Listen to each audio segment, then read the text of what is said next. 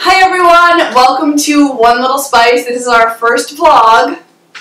I am Julie. And I'm Amy. Amy, come on, we're doing Le Cellier. Where's your Mountie outfit? Well, you said I should dress Canadian. This is what Canadians wear. They wear our podcast t-shirts? They should. Alright, hey everyone, so we are doing Le Cellier, and if anybody knows or has been following our podcast, we are doing their cheddar cheese soup. It's really tasty. So we are super excited about this to be able to share with you. Everybody loves their cheddar cheese soup, and being able to make it from home just brings that extra little Disney flair. Or, sorry, Disney magic. And anyone who has ever tried the cheddar cheese soup knows how delicious it is. So to be able to bring that Disney magic back into your own kitchen when you get home is the greatest feeling ever. So we're going to help you bring that to your Disney kitchen. Right in your belly. What? I said right in your belly. Right in your belly. So this is a book that I purchased probably 10, 11 years ago now. And I don't even know if it's in the parks anymore, but it is Delicious Disney. And one of the first recipes is, oh, I opened right to the page. Oh, that's perfect. Awesome. Is the cheddar cheese soup. So this is one of the recipes that we are actually going to be following the recipe almost perfectly. We're going to have some little tweaks and things like that. And things you might do in your kitchen. And little tricks to make sure that everything works out perfectly. I'm leaning on your stove and I feel like I'm turning on the gas and that would be terrible. I'm not. We're only killing ourselves a little bit. It's like only a little bit. But a new thing that they just came out with in the park is the cheddar cheese soup poutine. It's actually, so at the refreshment port, where we did our first podcast, I think it was our fourth. So the fourth podcast. So right before you're watching this, you're going to be listening to the podcast. So the refreshment port in Epcot started doing a signature poutine, which is actually the Le Cellier cheddar cheese soup on French fries with cheese curd. So if you don't know what poutine is, you should. I don't want to call it generic, but the traditional way. There we go. Poutine. I'm going to put this down. The traditional Canadian poutine is French fries with cheese curds and gravy smothering it, which is delicious in and of itself. Yes. Oh my god, it's amazing. But they took it to another level at the refreshment port and did it with, instead of gravy, the cheddar cheese soup from Le Cellier. I've had Canadian poutine not using cheese curds, and it's delicious, but it's not as good, so gotta say, cheese curds, very important. And we actually purchased cheese curds from a couple local places. So we got cheese curds, we found them from Wegmans that are amazing, and also from Whole Foods. So if you're looking for some cheese curds for your poutine, or just to eat in general, because they're amazing. They're an amazing snack food. That's where you can get them, which is awesome. One thing that I want to talk about is, obviously, we are wearing our One Little Spice t-shirts. We also have awesome travel mugs that are metal, like 100% metal. They're amazing. My mother got one, so I definitely stole this from mine. But we have all these things on a website called TeePublic. If you search One Little Spice, we're there, so you can get all sorts of swag. So we're doing the cheddar cheese soup from Le Cellier. So one of the main focuses of this soup is the beer. So the beer that we chose was Ipswich 1620. It's a local brewery. It is. It's in Ipswich, Massachusetts. But so this beer has a citrus notes to it, and it's extra hoppy, so it's going to complement the cheddar cheese very nicely. So we use a local brewery for our beers, and if if you're not from the Massachusetts area, if you go into your liquor store and ask for a New England IPA, they'll get you something very similar to this, so you'll have kind of the same feel for your soup, but it'll be something that complements the cheddar really, really well. The first thing that it calls for is a ½ pound of bacon, cut into 1/2-inch pieces, which are called lardons.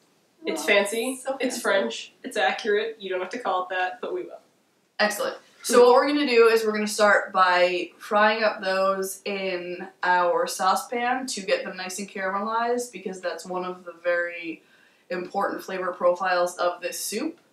And eventually we're going to emulsify everything all together, but you want to make sure that all the sides of all these teeny tiny pieces of bacon are caramelized and get that nice brown color, because that's one of the huge flavor profiles in the soup. The Maillard reaction. Which is a fancy name for things getting brown and delicious. So I'm going to put my hair back before we actually start cooking, and I'm going to have Amy grab the bacon. So what we're doing first is we're heating this up. We just turned it on, and you want to get it to a nice high temperature so that when you put the bacon in, it gets that nice caramel color to start. So we're preheating our cooking vessel, which in this case is a Le Creuset French oven. It's an enameled cast iron pot. I love it. It's beautiful. You could also use any stock pot, pretty much any large vessel. You know, it needs to either be very large and somewhat high, or just quite tall, because it's a very large recipe. It's okay if it's a really large stock pot. Yes. You just don't want it to be too small. So it's okay if it's way too big. But way too small is a big problem. Like, you don't want to do it in a sauté pan or anything like that. Especially, like, if you're thinking of cooking the bacon first, you want to do it all in the same container, because you're getting those flavors from the bacon that continue throughout the soup. So you don't want to saute in one pan and then start completely fresh for everything else in the next pan, because all the flavors are going to melt together. Yeah. All those little bits that when you saute like bacon or whatnot that stick to the bottom of the pan, you want that in the final soup. It's making me so hungry. I know. You've been hungry for like an hour. I have. Oh my god, the prep that we've been doing for this, and you'll see the cuts to the prep that we've been doing. Prep.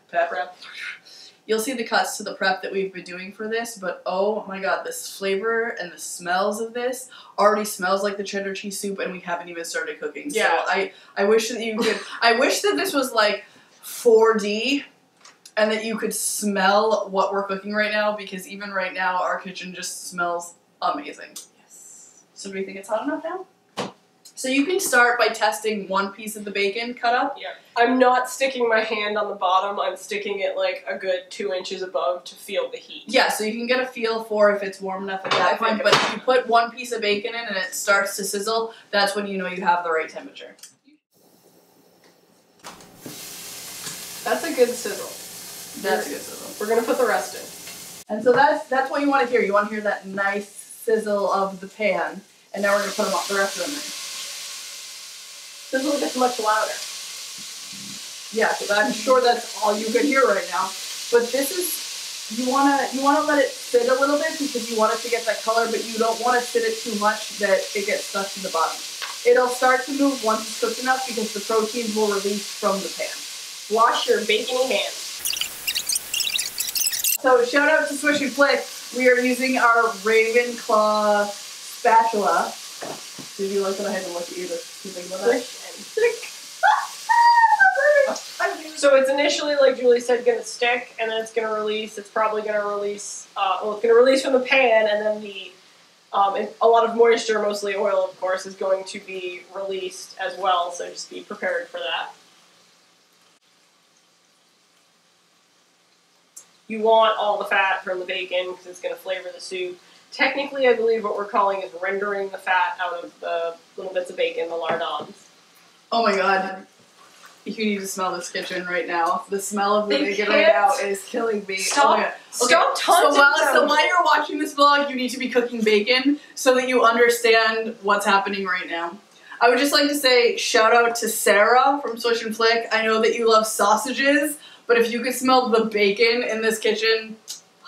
I'm sure we'll do sausages at some point. What you're going to do is you're going to heat them for about 5 minutes till they get lightly browned. And we will show you. We like to brown them a little bit more than lightly browned, because it's going to be sitting in soup for a while. So you want to make sure you get that caramelization to give it that real flavor. I would say you want the fatty parts of the bacon to be that perfect, almost crispy bacon, but many people disagree on what the perfect crispy bacon is, so we'll just show you. Once it's cooked perfectly, then you want to add the onions and the celery to it. So we'll show you what it looks like, and then once it gets to that beautiful coloring that we show you, that's when you want to start adding the onions and the celery. With the poutine that we've talked about what we're doing, we have a few different options that we are frying and baking. So we're doing a curly sweet potato. We're going to do a frozen waffle fry if you don't have the time to make your own french fries. And then we're also going to do a jicama, which, if you don't know, is kind of like a rooty vegetable. It's got more of like a crispy, fresh flavor than the potato, and it's a lot less calories. So it's going to be something that you can use in place of the potato if you want a healthier option. Also, regular french fries. And we have some tips and tricks how to get the perfect fry on your french fries.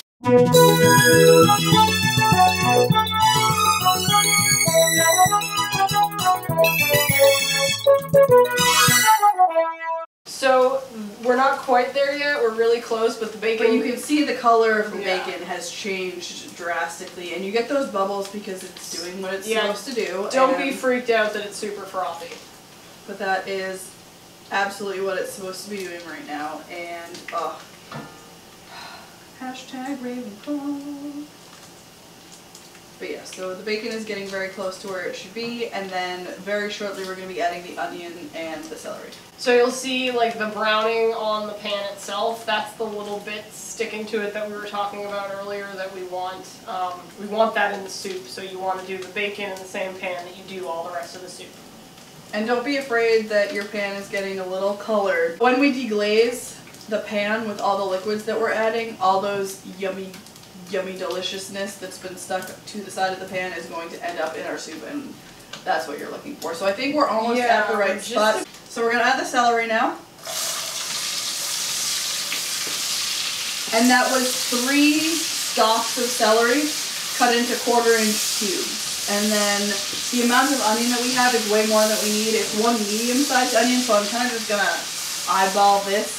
You can never have too much onion, but you can. So you can see that at this point, all of the bubbling from the bacon has kind of gone down because we've added the other ingredients. And then this you kind of want to keep mixing at all times because you don't want anything to stick at the bottom, but you want some caramelizing colors on this. So we're also going to be adding 4 tablespoons of butter now, which is delicious. But it adds that extra layer of flavor and kind of creaminess to what we're doing, and I'm going to also get a close-up video of this as well so you can kind of see what's happening while we're doing this. Fat on fat, that's where the flavor is. We picked the most unhealthy thing ever to start our podcast with. Fun fact, I have never made this before. Fat on fat, that's where the flavor is. We picked the most unhealthy thing ever to start our podcast with. Fun fact, I have never made this before, but Julie's made it like a million times. So this is one of my like go-to Disney recipes. When I want to remember Disney and taste it, be able to reminisce about Disney, this is where I go because it's one of those really easy dishes that still has all the flavors of Disney, and when you take a bite of this, if you've ever had the cheddar cheese soup from Cellier, it's just going to bring you right back to Disney, and that's what I love about it because it's so quick, it's so easy, and you still just get all of that Disney magic when you've eaten it. Okay, so when you are leveling out your flour, you want to make sure that you're using a dry measure, and then you also want to just flatten that out so you get a perfect cup. So the next thing that you need to do is add the flour. The flour is going to thicken up the soup, and actually, so we're adding a lot of liquid to it. We're adding 3 cups of stock and 4 cups of milk. So that's something that you really need to make sure that you have the thickening agent. If you are gluten-free, cornstarch is another option, but that's something that you would add after. So at this point, if you're gluten-free, cup if you're adding cornstarch. So at this point, if you're gluten-free, don't add the flour. You're just going to skip to the spot where you add the stock and the milk, and we'll kind of go over how you can thicken it up afterwards. The cheddar cheese is going to thicken it up a lot. Right now, we're going to add 1 cup of flour. It's going to combine with the butter and everything, and it's just going to create almost like a paste. and you want to make sure that you cook it down so you don't get that flour flavor before you stirring. add the stock. And keep stirring because you don't want that to burn. And you want to add it a little at a time because you don't want to add it all at once because you don't want it to get clumpy. That happened in culinary school. I freaked out. There we go. So you can see it kind of creates a paste almost, but that's exactly what you're looking for. And you want to keep stirring because you don't want the flour to burn, but you want to cook off that flour glutinous flavoring. Similar things happen when you're making a roux, but there's not bacon, celery, and onions in it. Exactly. So the recipe calls for chicken stock, and you want to make sure you get chicken stock, not chicken broth, and Amy's going to explain why. Okay, so chicken stock is made from mainly the bones of the chicken, so you may have seen your parent or grandmother boiling in a big pot your leftover chicken from a family dinner, or like the turkey after Thanksgiving, and from that became the most delicious soup ever. That's chicken stock. The chicken broth, on the other hand, is made by, I say boiling, of course I mean simmering the flesh rather than just the bones, or the flesh and bones. So the flesh is for the broth, and it makes it, they're both delicious, it just kind of makes a different final product. The stock, I feel like, has a more like depth to the flavor, where the broth is more like right up front, it's like, chickeny, where chicken stock is, you know, has a deeper umami-ish kind of flavor, I guess you could call it. Umami. Fun fact, if you decide to make your own chicken stock, which clearly we didn't for this, if you roast the bones beforehand, it really enhances the flavor. Okay, so with this, we're going to add this to the recipe. So we're actually going to whisk this in. So we're switching from the spatula to the whisk because the whisk is going to help break up all the pieces and get all of the flour nice and hydrated. And it's something that you want to do quick, but you also want to leave a little bit of time to let everything mix together so it's not clumpy. And don't be afraid if some of the particles are getting stuck inside the whisk. That happens. It's normal. Once it mixes up, it'll release. So that was adding the chicken stock, and you can see that it's still really thick. It's going to continue to be thick. We're also adding 4 cups of milk at this point. So don't worry if it starts to get really thick as you're cooking it. That's what you want it to do. You want it to get really thick as you are stirring it up. See that? See how it gets nice and thick right there? That's what you're looking for. At this point also, you can be scraping the bottom of the pan, because that's going to pull up all the delicious cooked bits that we were talking about, the deglazing as it were. The only time you might be concerned is if you're using a metal utensil on a non-stick surface. So the whole recipe you'll see in the kind of description, so that if you want to make this yourself. So at this point we're adding the milk, and you're going to see it'll loosen up and be a lot less thick, but it'll still have that great consistency so that when you add the cheese, it's going to be exactly what you want the cheddar cheese soup to be. And you want to make sure that when you add it, you are constantly stirring, because that's definitely going to be an important part of it. You'll start to see that it's getting that coloring of the cheddar cheese soup. Oh, that looks so glorious. So I stopped kind of half pouring halfway in just to get it kind of what was in the pan already a little bit like combined and emulsified. That really was only because as I was sloshing it around before it was combined, it was not behaving, it was sloshing around and out of the pan. And we don't want that. We want it all in the pan because it's delicious. And you can see it'll be a little bit thinner now, and that's okay because it will thicken up against once we add the cheddar cheese. So now we're going to take a look at what it looks like with all the milk added and mixed properly. And the consistency is a little bit thinner than what we had before, but still thick enough, and there we go. Coating the spoon. Perfect. So it's coating the spoon a bit, and once we add the cheddar cheese and then use the emulsion blender, you're going to see it really kind of come to form how you know the cheddar cheese soup. So once you add the milk, you're going to simmer for about 15 minutes, and you want to make sure that you do not boil it with the milk. So simmering for 15 minutes is a very, very low heat. It can't boil. So at this point, we're almost done. It's just waiting those 15 minutes for all of the ingredients that are together right now to kind of cook together and get that really great flavor. So once it's been cooking for 15 minutes, you're going to take it off the heat, and we're going to add the cheese at that point, the Tabasco sauce, and the Worcestershire sauce. Once that's all been blended together and the cheese has melted, that's when you add the beer. You have to make sure that the beer is warm. So a nice room temperature beer. Yeah, so you want a room temperature beer because if not, the cheese is kind of going to congeal. You want it to be room temperature so that it doesn't warm up the mixture too much and everything blends perfectly. So right now, for the poutine, we're actually prepping some of our fries because they need to bake. We went with a Alexia seasoned waffle cut fry for our frozen fries. For those of you who don't want to do your French fries or fry products from scratch, we're going to show you how to do that though, and you're going to love it, and it's going to be amazing. But these are one of our favorites. They're just basic seasoned waffle fries. You cook them with the instructions that it shows on the side, and they are good to go, and then you just make the poutine from there, and it's delicious.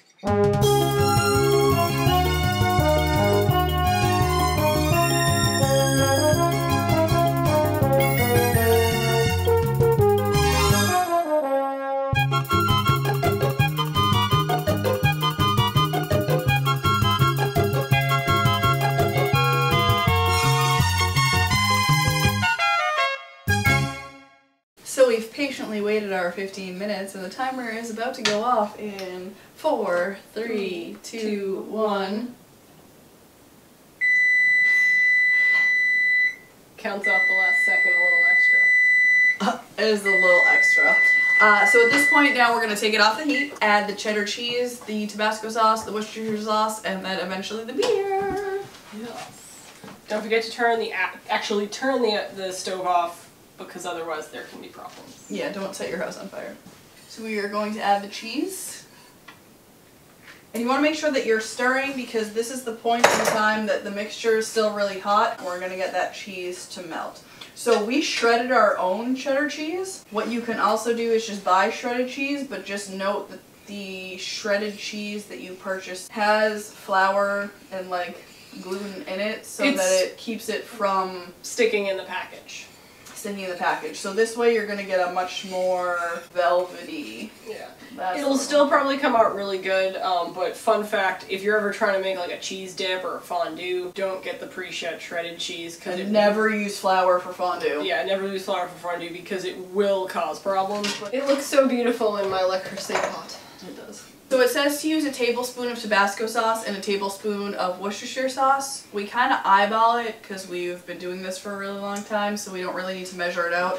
But if you don't really like these flavors too much or don't want to, are scared to ruin the dish a little bit, you can measure them out. But that's not what we're going to be doing. So this is going to add that extra layer to your dish that's going to add that kind of little spice and extra little flavor so it's not just cheddar cheese, which isn't bad. Yeah, so there's so much like fat, like butter, bacon, cheese, in there that you are not gonna like find it spicy. It's just gonna add like an undertone. And so the last thing that we're gonna add is that half a cup of warm beer, and you're gonna see it's gonna get a little bit more fluid, but we are also going to emulsify it, and then I always have a hard time with this. That went really well. That usually takes strong in. So what you want to do is you want to make sure that you measure a half a cup of beer. You'll see the froth because it's a warm beer when you're pouring it, but that's okay. So we're going to add this, and it's kind of going to bubble up a little when we add it, but don't freak out. Your half a cup should be the liquid, so measure the liquid to the half a froth. Don't include the froth in the half cup. Yes, our half a cup is just the liquid, and then the froth is kind of on top of that. So you'll see it's definitely going to get a little bit looser because you're adding more liquid to it, but that's not a bad thing at all. Because it's a soup still, so you don't want it to be too thick. Just like before, I stopped kind of like halfway through to get everything combined, then finish doing it. There are some times where you won't want to stop, and we will definitely tell you. Yeah, we'll let you know, but at this time you want to make sure that everything is combined perfectly, and you can smell what's happening in this kitchen right now. Cool, so we're going to take our waffle fries out of the oven that we put in. I don't know if you saw it during the sped up 15 minutes. We put some waffle fries in the oven, and right now we're going to take them out, flip them, and put them back in so they continue cooking. Realistically, cook whatever fries, if you're using baked fries, according to the package. And if you cook the soup first and then have to wait a little while to do the fries, the soup is going to stay warm, so don't freak out that you're not doing everything all at once. So going to culinary school, specifically for pastry, we learned how to pull sugar with our bare hands. So yeah, you may need a spatula. We kind of just grab things with our fingers. Excellent. So at this point, the soup is done. But we kind of go that extra level because in Disney it's a lot creamier and smoother than it is with the chunks of vegetables that we have now. So we're gonna hit it with an emulsion blender, and you'll just see that it gets that extra creamy texture. One of the cool things too is we're gonna share the recipe with you, but when you go to Cellier and you ask them for one of their recipes, a lot of the places you go to in Disney, if you ask for a recipe, they'll give you one of the recipes that they have. At Cellier, it is the recipe for their cheddar cheese soup. So you can also get kind of a little card as well to have that recipe for yourself. So right now we're going to go ahead and we're going to emulsify the soup so it gets that nice creamy texture that you're used to from Cellier, and we'll show you how it is done. So some of you might remember when stick blenders, immersion blenders came out to the general public in the early 90s. If you don't have an emulsion blender, a Ninja or any sort of blender like that will also do the trick, but this is just easier because you don't have to transport it into another vessel to do it. But it makes a weird noise, so I'm just going to say before I start, you want to make sure to keep the bottom part. Yes, you have to keep the whole thing immersed because if you lift it up too high, it sprays everywhere and nobody wants that. When Alton Brown uses it, he cuts like a Frisbee or a paper plate like halfway through as like a guard, but we didn't. Shout out to Alton Brown! So you'll hear, it's very, very loud, but this is exactly the sound you want to make, and you want to make sure that you're getting around all the edges and everything like that, because that's what is going to make everything perfect. If this vlog has inspired you to buy an immersion blender, get one with a cord. The cordless tend not to have enough power. So at this point, our soup is fully emulsified, so it has that perfect Cellier texture, and all that's left to do is taste it.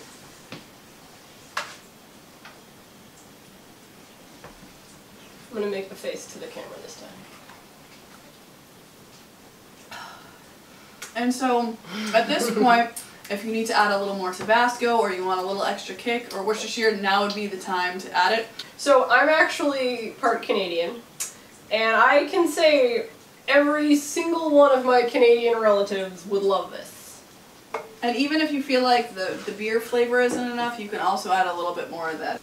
And don't be afraid if it looks like it's separating a little when you add anything extra into it. Once you stir it up, it'll all come together again. I'm gonna look at my hand. And now it's perfect. That is Cellier's cheddar cheese soup. Ooh. Oh. Oh.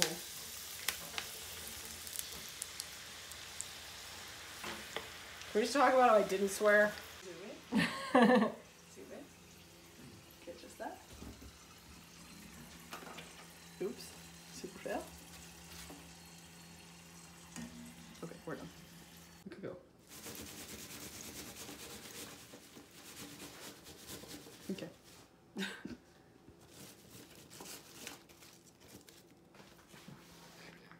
And we're going to the fridge. We're walking. We're not getting the alcohol in the picture. We're walking. Amy's hitting around something again because it's awesome. Oh my god, look at all the things in that fridge. What? Okay. Guys, am. Now you can stop. So what we did with our potatoes for our fresh French fries is we cooked them at 350 to start, and we only did it for what, 5? Yeah, we cooked it. So. We fried them at 350 for 5 minutes about. Be careful, do not overfill the frying vessel like we accidentally did. We did that because you don't want that oil exploding everywhere because that's not nice. Yeah. If that happens, immediately turn off the burner and then move it to another burner. Thank you, Miko. So what we did after that is we put them on a tray and we put them in the fridge so they're cool. So they're cooked all the way through, but they're chilled, so that when we put them back in the hotter heat, they're going to get that nice crispy edge, but still be nice and cooked perfectly on the inside. Like we were saying, we're doing fries 4 different ways. With the sweet potatoes, we're just frying them. We didn't pre-fry them because they have a different consistency and they're a lot more starchy and sugary, so they're going to get that coating on the outside without having to be pre-fried. And then we have jicama, which neither of us have ever fried before, so we're just kind of experimenting with this one, but we're just going to throw in the fryer and hope for the best. The thing with jicama is it's a crispy, crunchier vegetable, and it's really good even if it's not cooked. So if it even just has that beautiful, crispy, golden outer layer, and it's still a little bit raw on the inside, it's still going to be super delicious. So we got pre-cut jicama, so it's crinkle cut. We decided to go a different route with each of the fries. The frozen ones are waffle, the fresh ones are your regular fry shape. The jicama is crinkle cut, and then our sweet potatoes are curly fries. We just kind of wanted to switch it up a little so you kind of could see the difference between all of them. Yeah, so the regular standard French fries we cut up on using a mandolin. You know, it makes it pretty easy. Be careful if you're using a particularly inexpensive mandolin, as sometimes they can be a little dicey. If it should, every mandolin really dicey.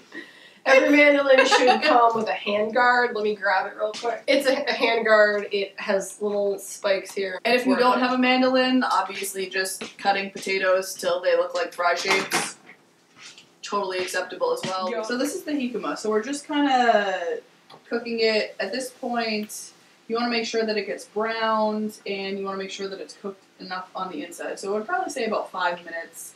But make sure you're checking it, because if it's getting too brown on the outside, that means it is getting done. So the jicama, unlike a potato, still holds its crunch even when it's cooked. So that's why you can kind of throw these in without pre-frying them.